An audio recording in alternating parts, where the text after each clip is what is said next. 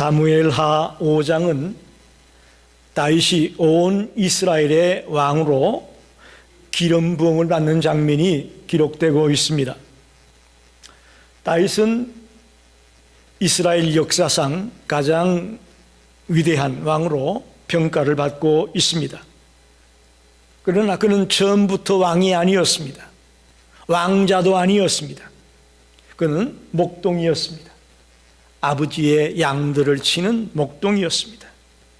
양을 치던 다윗이 이스라엘의 왕이 되기까지의 과정은 한마디로 말하면 하나님의 섭리와 하나님의 인도하심이었다라고 말할 수 있습니다. 오늘은 특별히 목동에서 이스라엘 통일 왕국의 왕이 된 다윗의 이야기를 통해서 하나님이 한 인생을 어떻게 들어서 사용하시는지를 생각해 보기 원합니다.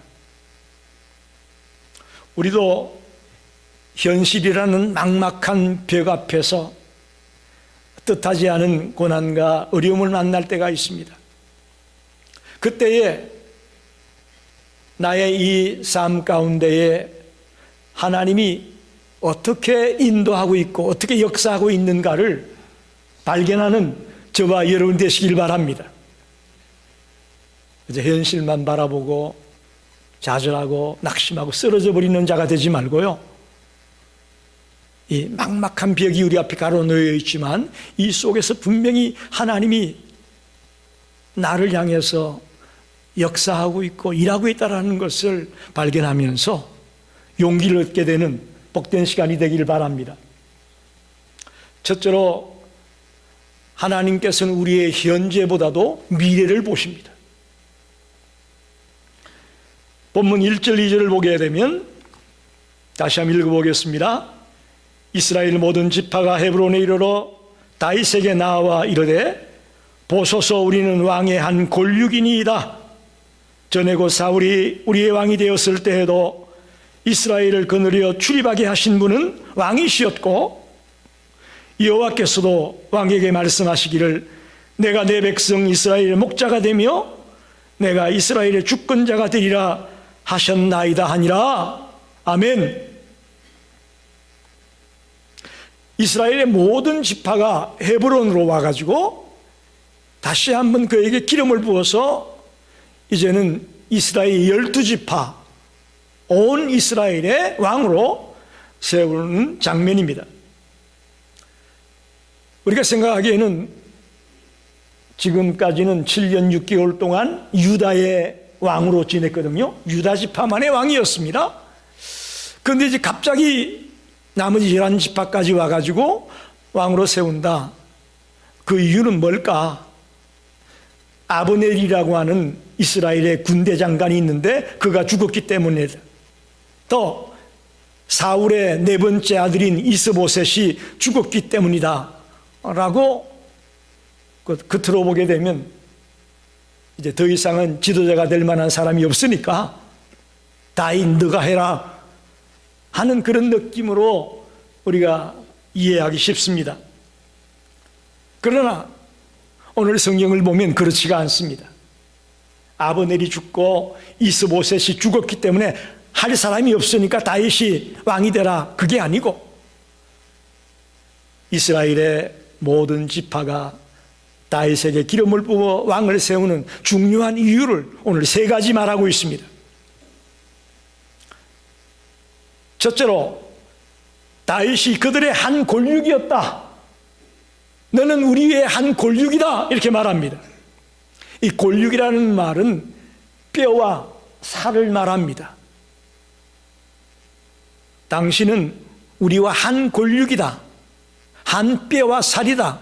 즉 한 몸이다 그런 말이에요. 당신은 우리와 한 몸이다. 비록 사울 왕가와 다윗 왕가가 나뉘어서 몇 년 동안 싸우고 다퉜지만 우리 모두는 아브라함의 자손이요 한 형제요 한 자매다라는 걸 강조하고 있습니다. 맞는 얘기죠. 다 아브라함의 자손이고 한 형제요 한 자매임을 근거로 들고 있습니다. 두 번째는 2절 상반에 보게 되면 사울이 우리의 왕이 되었을 때에도 이스라엘을 거느려 출입하게 한 자는 왕이시었고 이렇게 말합니다. 무슨 얘기냐면 사울이 왕으로 있을 때에도 실제적으로 이스라엘의 군사적인 리더는 다윗이었다, 그런 표현입니다.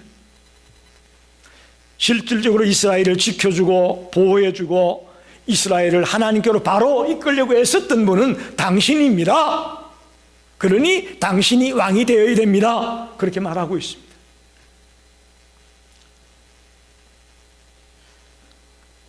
사울보다도 오히려 다윗이 이스라엘을 지키고 보호하고 이끌어주는 그런 지도자였음이 바로 당신입니다 라고 말하고 있는 겁니다. 마지막 세 번째 이유는 2절 하반에 나옵니다. 내가 내 백성 이스라엘의 목자가 되며 내가 이스라엘의 주권자가 되리라. 즉 다윗을 온 이스라엘의 왕으로 삼는 것은 하나님이 이스라엘을 다스릴 자로 당신을 택했기 때문입니다. 할렐루야. 그동안은 왜 그걸 몰라서 그렇게 다윗을 못 살게 그러는지 모르겠습니다만은 이제라도 하나님이 이스라엘의 주권자로 당신을 택했으니 당신에게 기름을 부어 왕을 삼으려고 합니다. 그렇게 분명하게 세 가지 이유를 말하고 있습니다. 여러분, 우리가 알던 다윗은 그저 목동이었습니다. 형들도 다윗을 우습게 여겼습니다. 막내니까. 심지어는 사무엘 선지자도 처음에 이새의 집에 찾아왔을 때에 다윗을 왕 후보자로 보질 않았습니다. 그러나 하나님은 다윗을 그저 눈에 보이는 목동으로 보지 않았다는 겁니다. 하나님은 다윗의 현재가 아니라 그의 미래 왕될 모습을 보고 그 형제들 가운데 다윗을 택했다고 말할 수 있습니다. 여러분, 우리는 어떻습니까? 때때 우리 현재의 모습, 현실의 지금 삶을 생각하면서 아니, 나는 이제 희망이 없어, 대충 이대로 살다가 갈래? 우리 그렇게 쉽게 마음을 먹습니다. 여러분, 그러지 마십시오. 하나님은 우리의 현재를 보지 않습니다. 하나님 우리의 미래를 보십니다. 할렐루야. 왜 하나님이 실망하지 않는데, 하나님이 낙심하지 않는데 왜 내가 낙심합니까? 왜 내가 포기합니까? 이건 잘못된 겁니다. 하나님 우리를 택해서 당신의 자녀 삼으시고 우리의 미래를, 기대를 가지고 있습니다. 아멘입니다. 그런데 하나님은 기대를 하고 있는데 내가 포기해버린다면 이거는 아니라고 저는 생각합니다. 하나님은 우리의 현재의 모습보다도 앞으로 우리의 미래의 모습을 더 기대하고 더 고대하고 있음을 믿습니다. 그래서 하나님이 다윗을 볼 때에도 현재보다는 미래를 보았듯이 우리를 볼 때에도 현재 내 모습보다는 우리의 미래를 바라보시면서 우리를 이끌고 있고 우리와 함께함을 믿습니다. 두 번째로, 하나님의 부르심에는 인내와 순종이 필요합니다. 3절부터 5절을 보게 되면 이에 이스라엘 모든 장로가 헤브론에 이르러 왕에게 나오매 다윗 왕이 헤브론에서 여호와 앞에 그들과 언약을 맺음에 그들이 다윗에게 기름을 부어 이스라엘 왕으로 삼으니라. 다윗이 나이가 30세에 왕위에 올라 40년 동안 다스렸으되 헤브론에서 7년 6개월 동안 유다를 다스렸고 예루살렘에서 30년 동안 온 이스라엘과 유다를 다스렸더라. 보세요. 다윗이 사무엘에게 기름을 부음을 받았을 때에 왕이 되지 않았습니다. 우리가 생각하는 것은 사무엘이 기름을 부었다면 그때부터 왕 아니냐 생각하는데 그렇지가 않아요. 그때 대략 다윗의 나이가 17 정도로 봅니다. 그리고 그의 나이 30이 되었어야 유다지파 12지파 가운데 그 중에 한 지파인 유다지파의 왕이 됩니다. 오늘 성경에 30세에 왕이 되어서 40년 동안 통치했다고 되어 있는데 그것은 유다의 왕이 된 것부터 같이 들어가는 겁니다. 더 정확하게 말하면 온 이스라엘의 통일 왕국의 왕이 된 것은 37세에 그가 왕이 되는 겁니다. 20년이라는 세월을 군대식으로 말하면 빡빡 기는 삶을 다윗이 살았습니다. 1, 2년이면 견딜만 하겠는데 자그마치 20년이라는 세월을 다윗은 팍팍 끼면서 사울에게는 도망자 신세로 도망다니라 힘들고 어려웠고 오죽하면 블레셋 땅으로 망명까지 가서 미친 사람 흉내를 내면서 그렇게 극한의 삶을 살았습니다.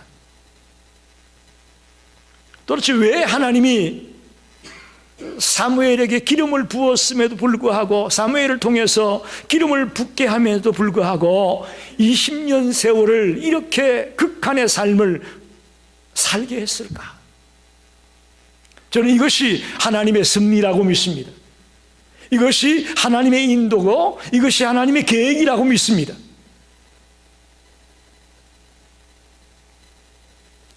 만약에 이런 연단의 가정이 없었다면 이스라엘의 가장 위대한 왕 다윗은 없었다고 저는 봅니다. 없었을 겁니다. 하나님은 자그마치 긴 세월인 20년 세월 동안 통일왕국의 왕으로 갖추어야 될 지도자의 소양과 신앙을 갖추도록 하기 위해서 환난과 역경의 연단 과정을 겪게 했다고 봅니다. 그래서 20년 세월이 흐르고 난 뒤에야 온 이스라엘의 왕으로 그가 등극하게 됨을 보게 됩니다. 이 과정에서 이 연단과 시련의 과정에서 만약에 다윗이 인내하지 못했고 순종하지 못했다면 다윗에게 이 순간이 찾아오지 않았을 것입니다. 이처럼 하나님의 부르심이 분명함에도 불구하고 우리가 가는 길이 순탄하지 않을 수 있음을 다윗을 통해 보게 되는 겁니다. 분명히 사무엘을 통해 기름을 부었으니 이제 다윗이 갈 길이 뻔한데 뻔하지가 않아요. 분명하게 하나님이 인도하긴 인도하는데도 불구하고 다윗 앞에 닥치는 삶의 모습은 환난과 연단과 시련과 갖가지 어려움들을 만나게 되는 것을 보게 되죠. 이때에 만약에 다윗이 포기해버렸다면, 인내하지 못했다면, 순종하지 않으려고 했다면 오늘의 다윗은 없는 거라고요. 하나님이 우리를 부르실 때는 우리에게 인내와 순종을 요구하고 있습니다. 우리 앞에 거대한 벽이 가로놓여 있을지라도 포기하지 말고 다윗과 같이 인내하면서 순종하면서 묵묵히 하나님의 때를 기다리는 그런 지혜로운 성도가 되기를 바랍니다. 하나님의 때가 있더라고요. 이 고비고비마다 하나님의 때가 꼭 있다고 하는 걸 경험하게 됩니다. 그래서 하나님은 우리를 쓰기 위해서 지금도 준비하고 있고 우리를 훈련시키고 있다고 믿습니다. 아무리 나이가 많고 적고 이런 걸 떠나서 하나님은 항상 우리를 지금 준비시키고 있다고 저는 봅니다. 여러분, 가장 멋진 인생은 뭡니까? 마지막 눈을 감을 때 우리가 어떻게 눈을 감느냐가 중요하잖아요. 지금까지 아무리 내가 성공적인 삶을 살았다고 말하고 세상 사람들이 볼 때 부러워할 만한 삶을 살았다고 할지 모르겠지만 마지막 죽을 때 눈을 감을 때 우리의 모습이 저는 가장 중요하다고 봅니다. 주님은 지금도 우리의 그날을 위해 준비시키고 있다고 저는 믿습니다.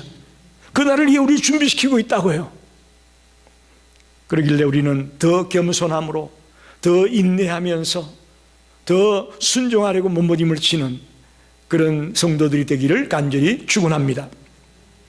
마지막 세 번째는 하나님이 함께 할 때에 점점 더 강해진다는 겁니다. 오늘 본문 6절로 10절에 보면 다윗은 여부수족이 살고 있던 예루살렘이라는 도시를 공격해서 수도로 삼습니다. 예루살렘은 해발 600m가 되는 고도가 높은 지역에 있는 도시입니다. 그리고 주변은 골짜기들로 둘러싸여 있습니다. 그야말로 천년 요새입니다. 천년 요새. 그래서 함부로 그 땅을 점령할 수가 없습니다. 대표적인 예가 이제 이스라엘이 바벨론에 멸망당하잖아요. 587년에 바벨론이 예루살렘을 이제 공격을 했는데 단번에 못 쓰러뜨렸어요. 1년 6개월 동안 예루살렘 옆에다가 성을 쌓았어요. 토성을 쌓아가지고 그 대군인 바벨론의 군사가 쉽게 예루살렘을 무너뜨리지 못하고 1년 6개월에 되는 어마어마한 시간과 정성을 기울여가지고 그 성을 함락시키거든요. 그것만 봐도 예루살렘이 얼마나 천년 요새인가를 우리가 알게 되죠. 그래서 여부수 사람들이 오늘 성경이 뭐라고 얘기냐 하면 6절에 맹인과 다리 저는 자라도 너를 물리치리라.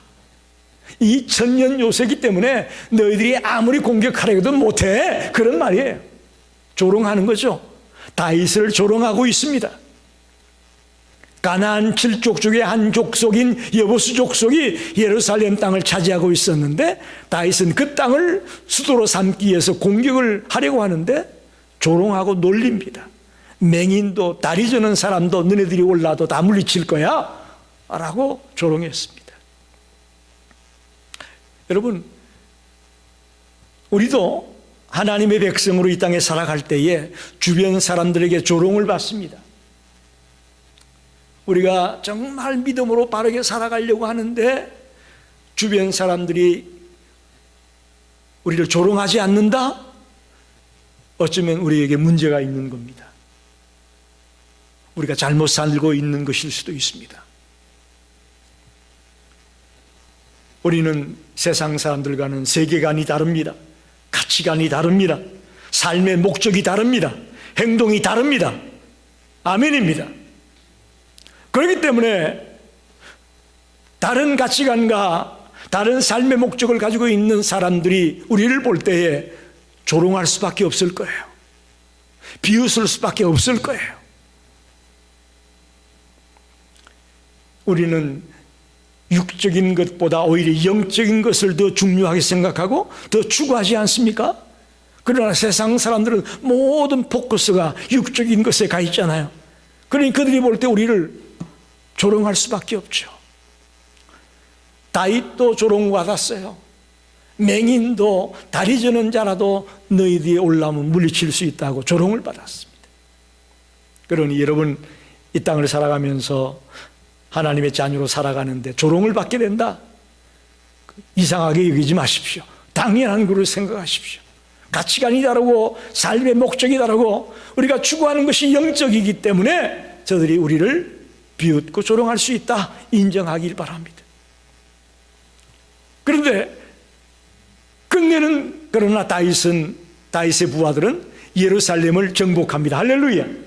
그리고는 다윗성이라고 시온성이라고 이름하면서 그곳을 12지파의 수도로 삼습니다.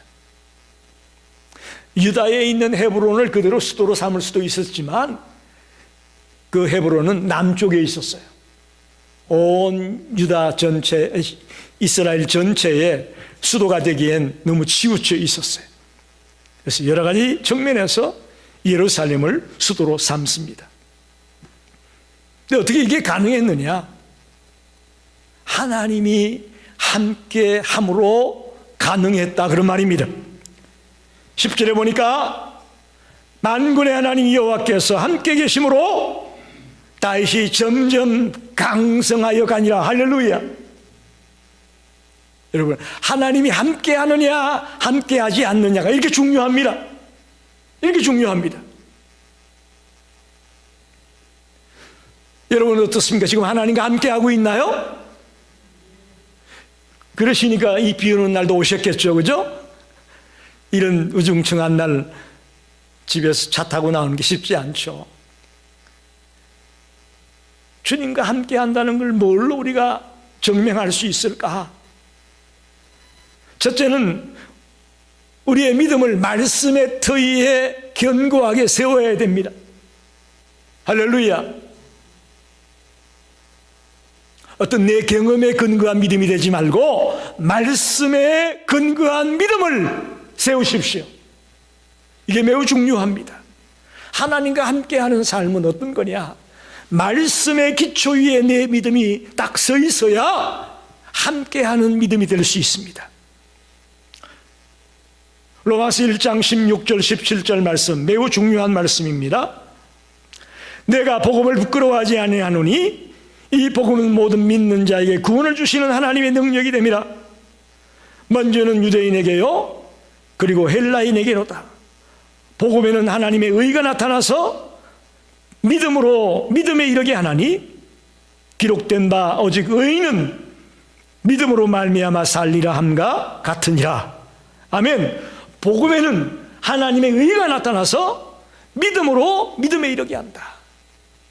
그러니 우리는 믿음으로 말미암아 살아가라고 사도 바울은 외치고 있습니다. 우리가 믿음을 견고하게 세우지 않으면 하나님과 함께 간다는 것은 불가능합니다. 무슨 말 이해가 되시죠? 우리의 믿음이 말씀 위에 굳게 서 있어야만이 하나님과 함께 갈 수 있다고 하는 겁니다. 두 번째는 우리의 신앙적인 가치관과 양심을 바로 세워야 한다고 말합니다. 신앙적인 가치관, 이게 우리의 삶의 방향을 정해주는 겁니다. 디모데전서 1장 19절에 믿음과 착한 양심을 가지라. 어떤 이들은 이 양심을 버렸고 그 믿음에 관하여는 파선하였느니라. 믿음과 착한 양심을 가지라고 말하고 있습니다. 착한 양심, 더 나아가 신앙적 가치관을 의미하고 있습니다. 우리는 매사를 신앙적인 가치관을 가지고 보려고 애써야 됩니다. 또 착한 양심을 가지고 살아가려고 애써야 되는 것입니다. 그럴 때 하나님이 우리와 함께 계십니다. 우리가 세상적 가치관을 가지고 악하게 살아간다고 하면 하나님이 함께 할 수 없습니다. 저와 여러분이 신앙적 가치관과 선한 양심을 가지고 살아가려고 했을 때에 하나님이 늘 우리와 동행해 주실 것을 믿습니다. 또 하나는 거룩입니다. 내가 거룩하니 너희도 거룩하라. 거룩은 성도의 표지입니다. 성도임을 뭘로 보여주느냐? 거룩입니다. 여러분 어디에 있든지 여러분이 거룩을 보여주기를 바랍니다. 가정에 있든지 어떤 모임에 나가든지 어떤 사람과 어울리든지 우리는 거룩을 잃지 말아야 됩니다. 거룩을 상실하면 세상 사람과 우리 크리스찬의 차이가 없어지는 것과 똑같습니다. 거룩함으로 살아가려고 애쓰는 자에게 하나님이 늘 동행하고 있음을 우리는 발견합니다. 마지막으로 하나님이 나에게 주신 그 사명을 감당하려고 몸부림칠 때에 하나님이 동행하십니다. 여러분, 이 땅에 있는 모든 피조물들을 한번 보십시오. 다 목적이 있죠. 여기 강대상, 여기 마이크, 피아노, 드럼 등등, 여기 있는 모든 것이 존재 이유가 있습니다. 아멘입니까? 하찮은 여기 휴지라도 존재 이유가 있잖아요. 왜 저 휴지가 필요한지. 하물며 하나님의 형상대로 지음받은 우리 인간들에게는 분명한 존재 이유가 있다고 믿습니다. 그걸 우리 크리스천은 사명이라고도 말합니다. 사명. 그 사명을 감당하려고 애쓰는 자에게 하나님은 함께하고 하나님은 동행한다는 것을 잊지 마십시오.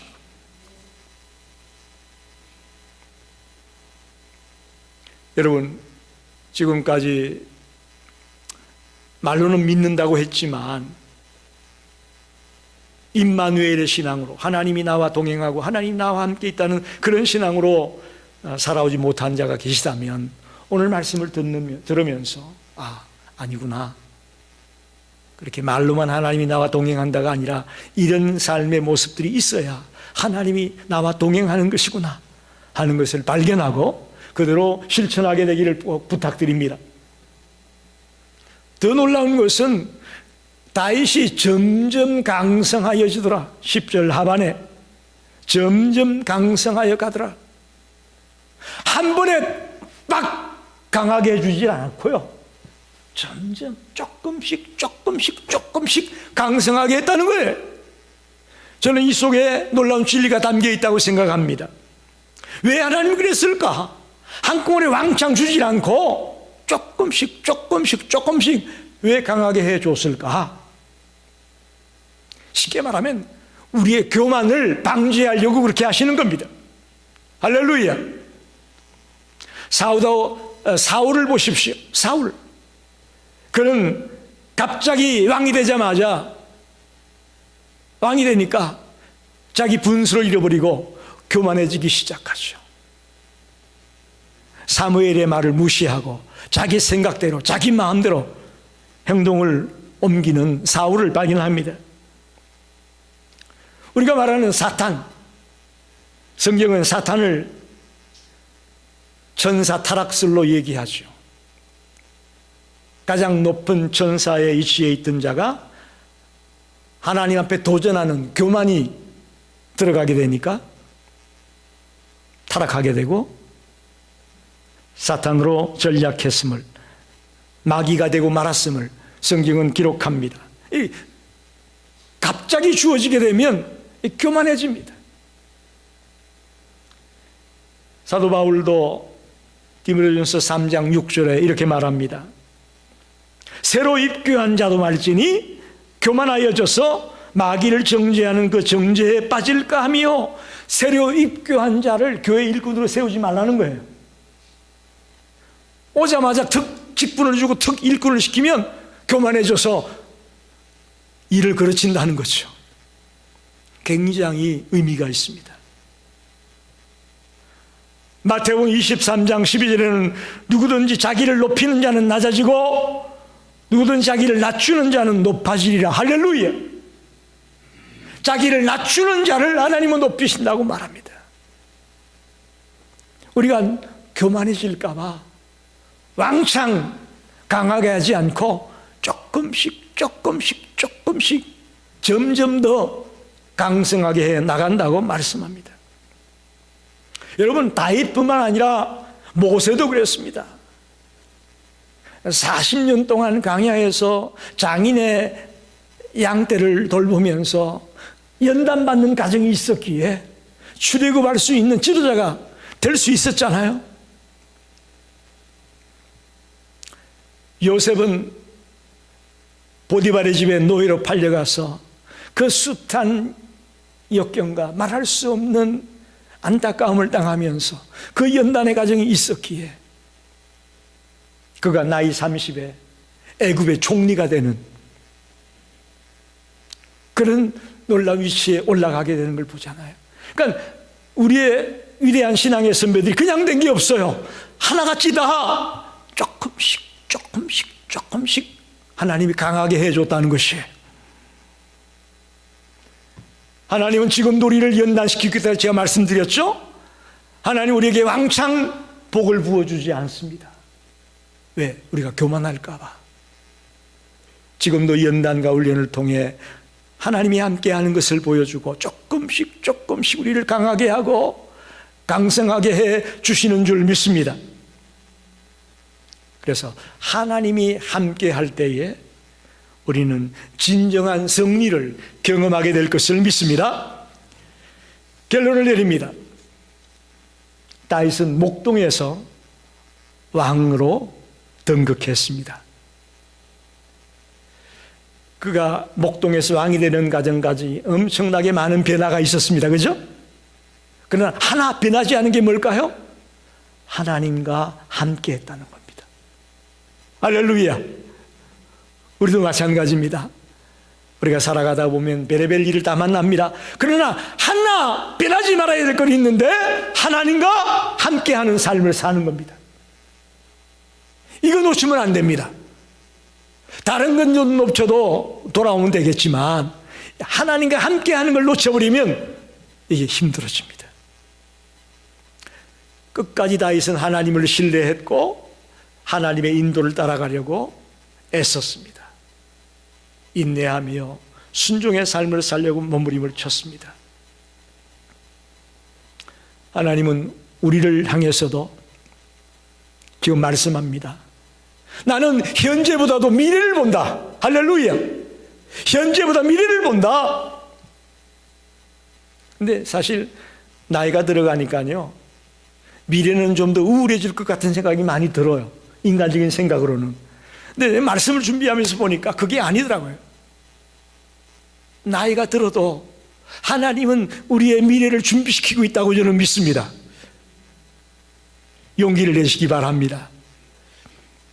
그리고 하나님의 부르심에는 인내와 순종이 필요합니다.